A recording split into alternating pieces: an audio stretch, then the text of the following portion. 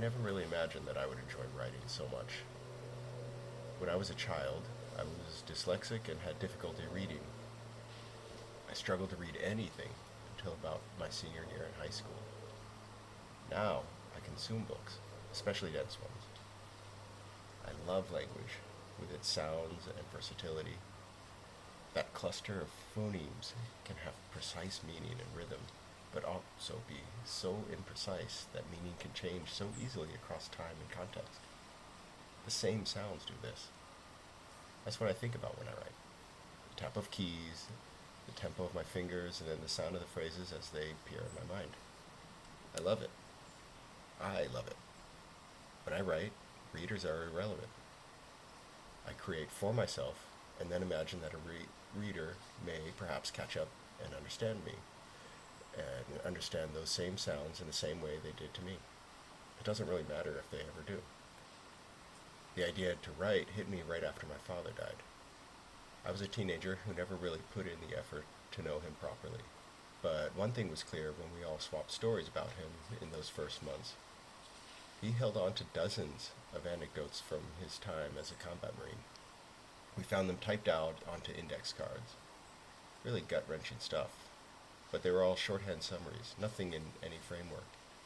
He couldn't type very well. He was so incredibly busy making sure that we all had food and heat that he never got around to expanding further from these cards. I couldn't really let that go, it just kind of sunk in. He died never doing something that I imagined was so straightforward. At first, writing became a sort of legacy on his behalf, as I had also began rifling through his very dense and diverse library. First came the love of reading. Then came the first experiments. I filled notebooks full of dark poems adjacent to sketches of sunken eyes. I was never really disciplined, so those were all free verse that had more in common with prose than poetry, but I didn't see it in that way. Eventually I did, and I began with short stories. More accurately, I had many short story introductions that really went nowhere. Then I left home abruptly, not by choice. And that began an itinerant life that has really continued to this day. That first move, though, was easy to romanticize, and I built up a story about it. That first novel. When the shock of being on my own wore off, my stories began to take shape. I was building up a library of what felt like decent work. Although I had a rule about not including real people from my life in anything I wrote, my second novel was pure vengeance at an employer where I ruined him with psychedelics until I felt much better and then found a new job. Then came law school. For anyone who's gone through it, the curriculum is an exercise in ruining any previously held notions about the written word. It's the place where one learns to fret over the use of indefinite articles and conjunctions. Every sentence becomes a minefield, and it only gets worse when you begin to practice law. So, I couldn't write anymore. I tried to type out in the same manner as before, but it felt deeply unsatisfying, both by experience and in the work that was produced. Years of this. Eventually, I put it aside. My philosophy that writing was performance art for the author meant that I should only write when the mood struck, when it would be so painful to keep it inside that anything I had to say would just flood out. And as it turned out, I had nothing to say anymore. Then, that was okay. Besides, I'd already had a library. I already had accomplishments, and I had already finished what my father hadn't. So I felt like I already honored him, even though there was nothing really left for me to write. This was a long period, and I was busy traveling around the world. I spent much of that time at the margins of a civil war, working in villages trying to rebuild as the ceasefire held. I was in a lot of jungle homes without electricity or running water. Then I had something to say. I had wrote a story about the ceasefire, and it was published in an academic journal for a university in Southeast Asia. I'm not going to name it.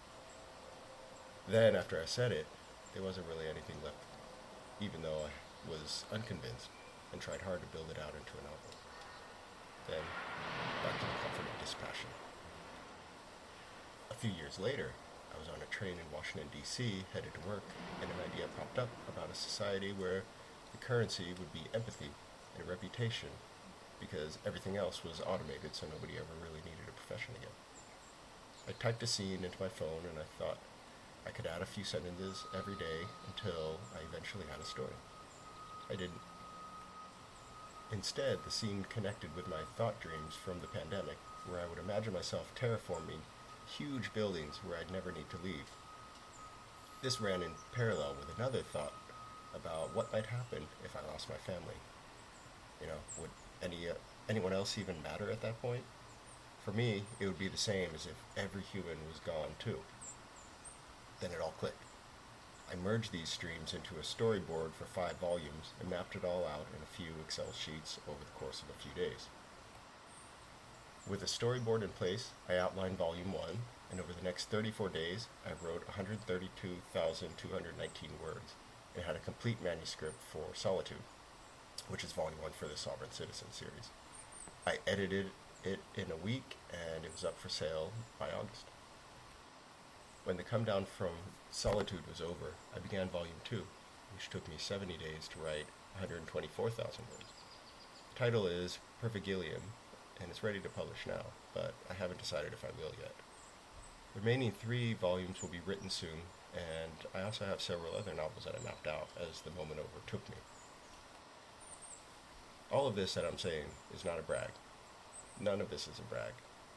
Yes, I wrote over 250,000 words in 3 months, and that is a huge achievement, but it is to be taken in context over the years when I did nothing at all.